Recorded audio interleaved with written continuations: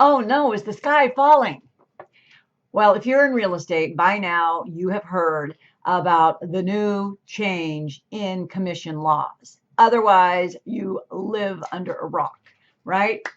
So, what does it mean? Well, first of all, I just want to assure everyone that the sky is not falling.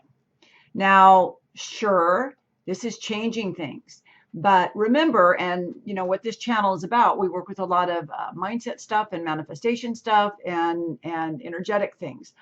So the first thing I want to point out is that everything that's happening in our external environment is in some way a reflection of our internal environment. And you can say, well, Tamara, you're full of beans. I didn't cause this in the real estate industry. No, you didn't. But we have what's called a collective consciousness. And I assure you that in some ways it is related to what's going on.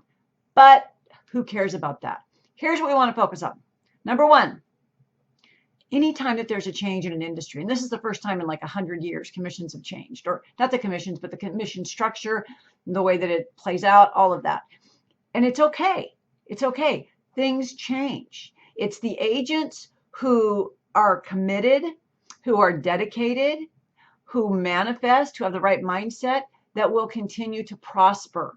Sure, it's going to change things up a little bit. Sure, you may get paid a little less per transaction, but you also may end up getting a lot more transactions, right? So it could be a win-win. I was just telling my coaching group this morning that back when short sales hit, or excuse me, before short sales hit, back when the market crashed in 2008, like literally in Sacramento, we had, I don't know if it was 1,000 or 1,100. We have a lot of agents here that like went and got jobs at Starbucks because, oh no, the sky is falling.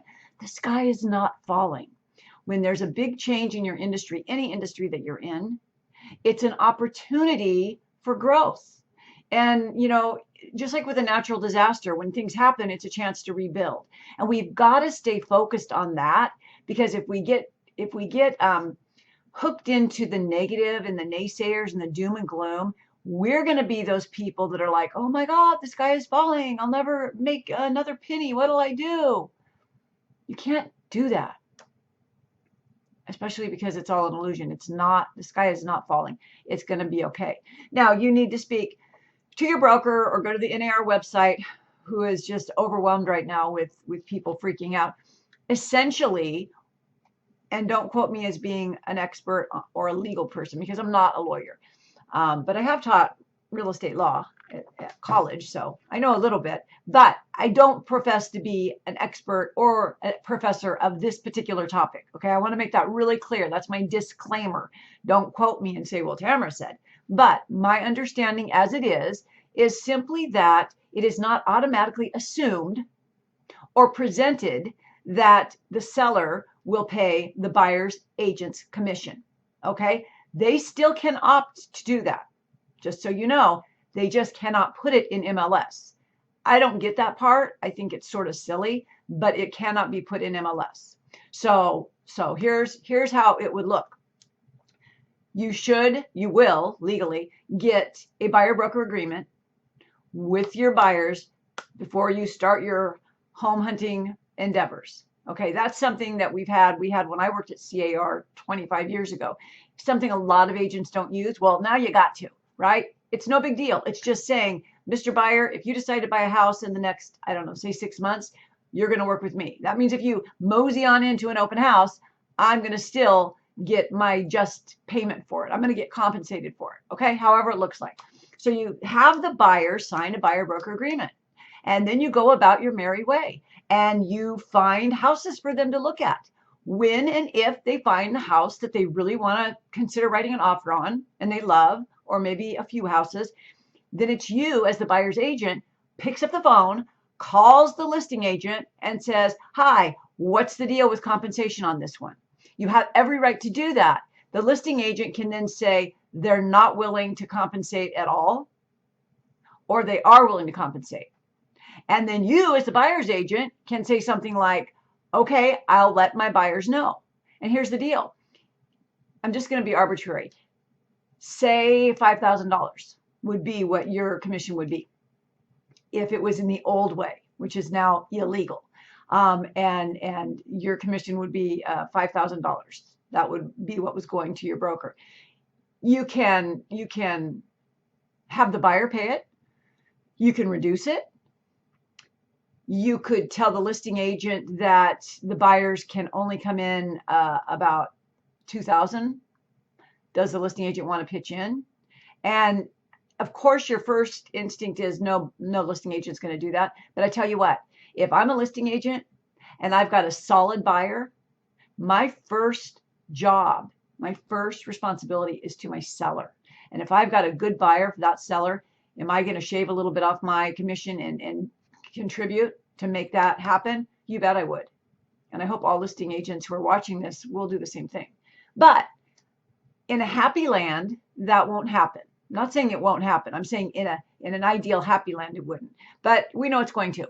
So consider the options. The buyers can pay the buyer's agent's commission, or the seller could pay like they always have, but now it's illegal to say it's necessary. Or even the listing agent and the buyer's agent could kind of compromise and negotiate together. So it's very negotiable. I have always taught my students, oh my goodness, for 20 years now, it's the number one rule that real estate commissions are negotiable by law. And what's happened, whether we want to admit it or not, is we've gotten into this 6% or 5%. We've gotten into this mindset, and it is legally illegal. It's considered price fixing, but we've just been so accustomed to it and used to it, we don't think of it that way. So whether it's right or wrong, what has happened, my job as a mindset real estate coach is to really help you understand that the sky's not falling. It's going to be okay. You just have to change up the way you do business, and if you look at it, let's look at the bright side. You're going to maybe work with a lot less tire kicker buyers, right? These have to be serious buyers if they're going to sign that buyer broker agreement. They can't just use you to go look at a house and then end up walking into an open house and buying it from someone else because 90% of the time you didn't get a buyer broker agreement, right? So it's okay. It's okay. It's going to change the way you do business, but it's not the end of the world. And it's not going to mean that, oh my gosh, you can't make a living in real estate anymore.